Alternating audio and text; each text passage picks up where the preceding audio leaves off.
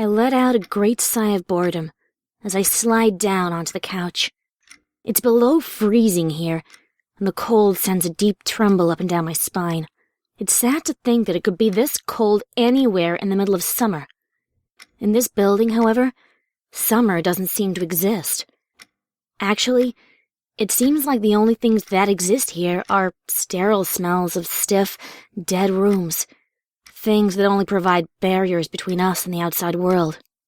Each one of us here carries a secret that prevents us from feeling what the doctors call emotionally stable. Really, though, it's these secrets that allow us to feel things no pony else can give us. I wrap my hooves around myself as I try to warm myself up. The chilled air seems to seep through my coat. Another shiver runs through me. Tilting my head, I gaze up and watch a tiny speck of lint drift lazily through the air, past the nurse's desk, where my name can be seen scribbled in red ink on a whiteboard, past the iron double doors that allow ponies only to enter. It lands, unsuspectingly, on my foreleg. I brush it off as I turn my attention to the clock on the pale white wall opposite me. It's 4:53.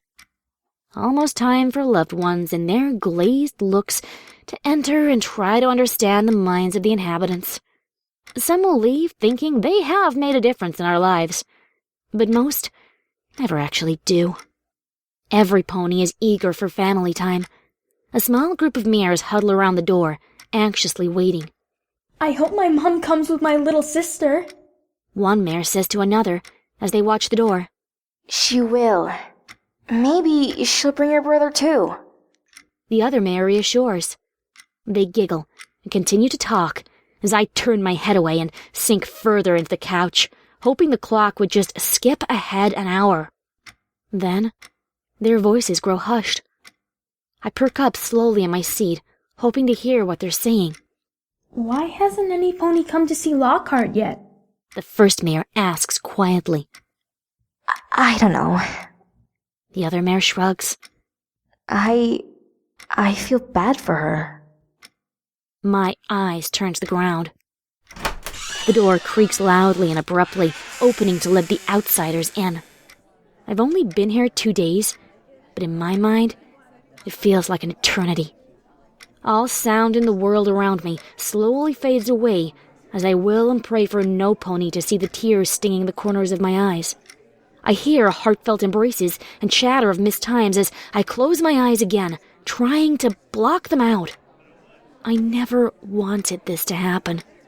I didn't. Yet, here I am, witnessing loved ones attempt to soothe their children as those children confess their crimes against life. Nothing else seems to exist for this brief moment as I grip my pastern tightly, feeling the rushes come, each one stronger than the last. My secret is much more complicated than every pony thinks. Admitting a problem is hard, especially when you've disappointed so many ponies before. Slowly, I reopen my eyes. I'm still sitting on this rock-hard couch, but the room has turned entirely black. Everything seems to fade into the distance, except for me and my only friend. He rests in the middle of my hoof, almost reassuring me that nothing is wrong and all I need is him. Slowly, his cold metal edge rises and dances across my numb flesh, taunting me. He ruffles my fur, licking under the hairs and whispering across the skin beneath.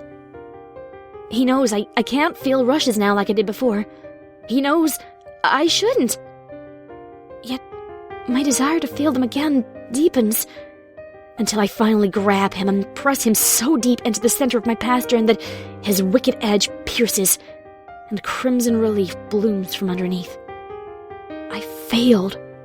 I failed everyone. I failed everyone when I decided to take a razor blade as my only friend. Lockheart? Suddenly, I'm thrown back into reality as Nurse Redheart shakes me awake. I blink rapidly and gaze at her, half asleep. I guess she can see the terrified look in my eyes. Her expression melts into a concerned smile. there's someone here to visit you," she says kind-heartedly. She walks back over to her desk and points in my direction, clearly gesturing for someone else to see. Without any warning, my heart lunges into my throat. A Mare steps toward me. Her precisely styled mane rests gently around her face as her golden eyes dart back and forth between the ponies gathering around the iron double doors. She's really trying to hide her expression as she cautiously walks over to where I sit and slides into the chair next to mine. She tries to avoid eye contact, too, as if I'll read the horror and disgust in her eyes only if I meet them. Like the other outsiders, she wears a name tag she hastily scribbled her name on herself. Classy Glass. An awkward silence lingers between us as I grip my pastern tighter. The silence thickens as each empty second passes. Abruptly, she looks up at me and flashes me a quick smile. Hey. I weakly smile back. Thanks for coming. My gratitude is quickly disclosed, almost perfunctory. I watch her carefully. She sits right on the edge of the seat, tracing the edge of the table with her hoof in a repetitive looping pattern. This stops as she glances sideways, and her eyes accidentally meet mine. For a moment, the world stops around us.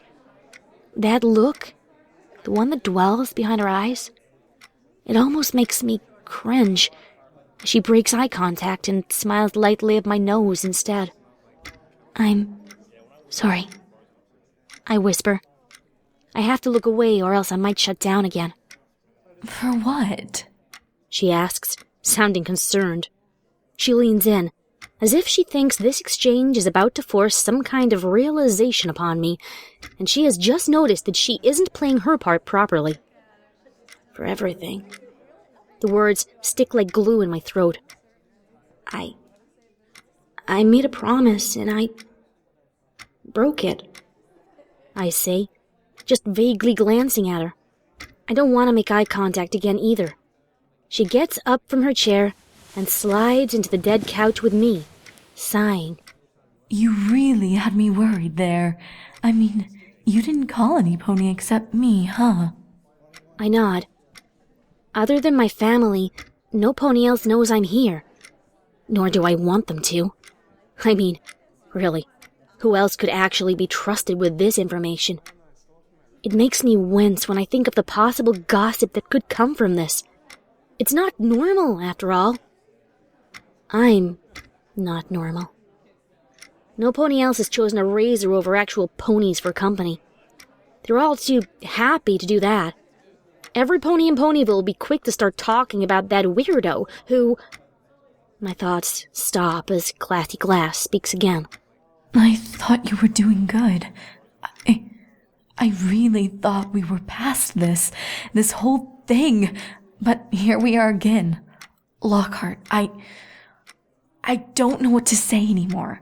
It's almost like anything I do or say doesn't make any kind of difference. I thought... That feeling creeps up into my mind again, rushing past everything I'd hoped for and ruining this moment. I need to do it. I need to do it bad. If I let that urge live, I can't hold myself like this anymore. The way I've been holding on, pretending like everything's fine. No pony can see the truths I keep hidden, all the hurt prickling up my insides like I swallowed a seed that became a thorn bush that's growing out of control in my belly. Now the branches are sticking and ripping and clogging everything up, but only I can tell. I look normal from the outside, after all. It's up to me to keep all that locked away. I don't want to burden any pony by trying to explain what it's like. They try to understand, try to really understand, and probably end up feeling just as bad as I do because you can't fix something like that. You can't rip out some pony else's thornbush guts and expect them to survive or thank you for it. So they'll have to step back and realize they can't do anything for me. I don't want that, but that's what will happen. if I tell the truth? I run my hoof through my stringy mane, trying to grab hold of my sanity. It feels like it's slipping away. I can't stop this. Can't you understand that? It seems as if Classy Glass hears my thoughts.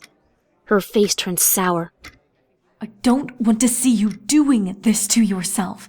You're a good pony, Lockheart. I don't understand why you think you need to hurt yourself like this. She takes a breath. Because you're not only hurting yourself, you're hurting me and every pony else around you. I look away. I'm sorry, I repeat. What else can I say? I know I should never have started this again in the first place. It's just hard to break a habit, I guess. I sound so flippant, like it doesn't matter to me, but I'm trying to hold back the tears. Slowly, she leans forward, wanting me to know she's giving me her undying attention. I close my eyes again as my thoughts take over. I just need this. Don't you understand that? I never meant to hurt any pony. Only me. Never any pony else.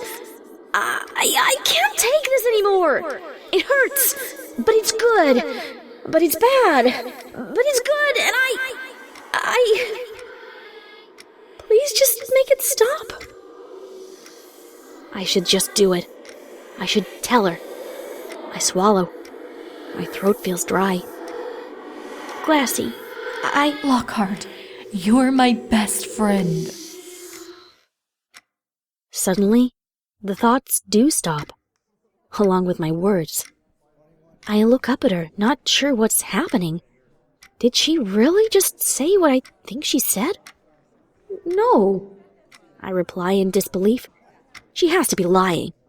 I can't be. Yes, you are. Classy Glass insists.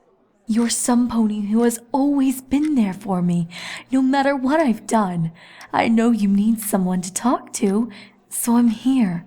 I'm here so that you're not alone.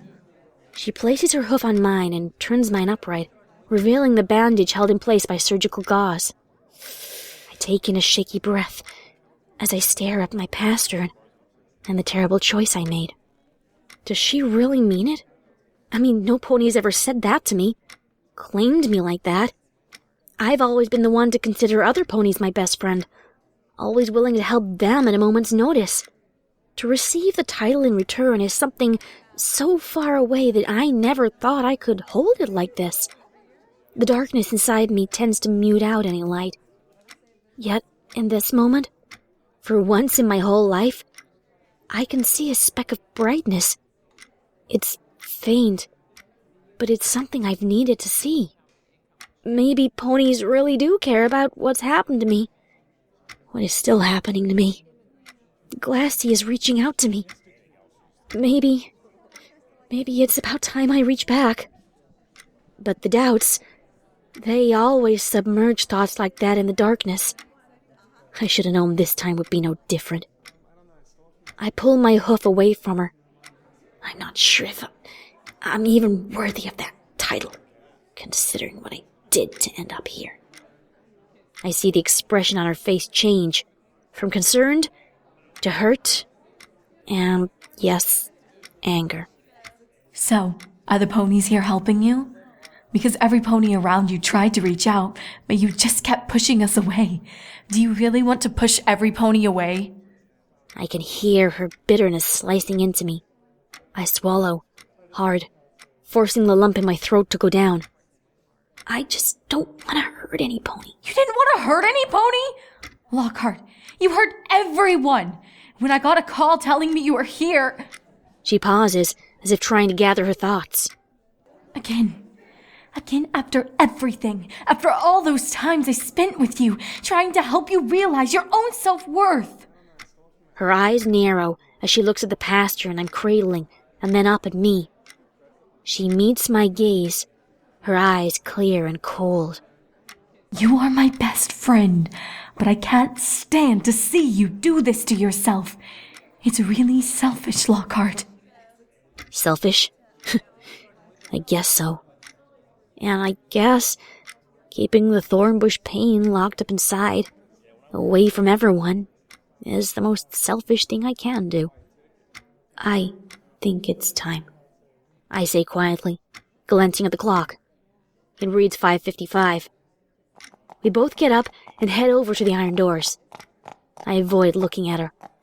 My mind keeps racing, unable to focus on any particular thought, but one constantly runs through my brain, repeating itself over and over. This is how it's supposed to be. This is how it's supposed to be. This is how it's supposed to be. This is how it's supposed to be.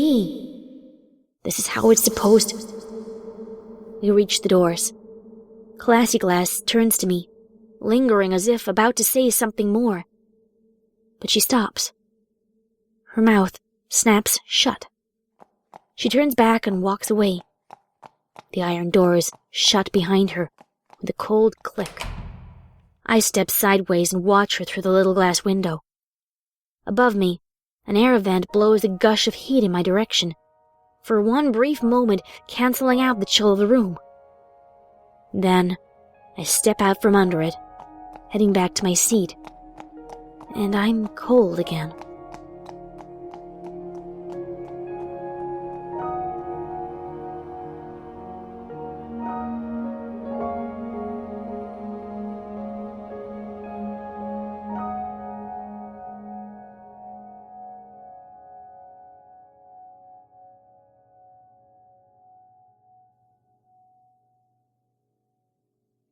That was Lockheart Visit.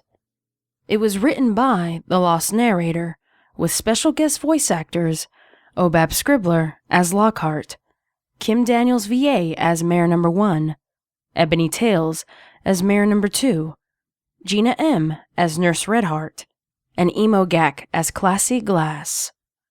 Artwork was provided by Dusk-Spark, LupiArts, LiiflessWolf, and PurpleRoselyn. Ending theme was provided by Reverb Brony. Okay, so that was Lockheart. This was the first time I had ever really written a fanfic for this fandom, at least. Actually, I think any fandom. This is the first thing I've ever really written. I mean, I've written other pieces of writing before, but this is the first time I've done it for MLP.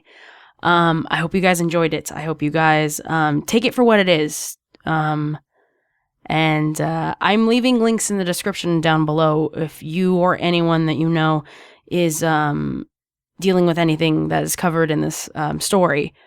Because you can get help if you really do want it. There are ways that you can get help for self-injury or depression or anything like that.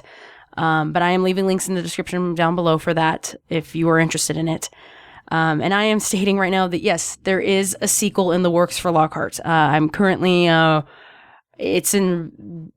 writing it right now. I haven't even started casting or anything like that. So don't start nagging me of when is the sequel coming out? I don't know yet because I'm still writing it. But this is Lockheart Visit is the first part of a 3-part, story. So it's a trilogy. Yeah, I guess you could say it's a trilogy. Yeah. This is the first part. So there's going to be 2 more parts that come out with this, but it's not going to be for a while because I still got to write them. But yes, I hope you guys enjoyed this. This is something I've worked very, very hard on, and to see it come to life is still really mind-blowing for me. So yes, I hope you guys enjoyed it. And yeah, that should be it. I will talk to all of you guys later, okay? Bye.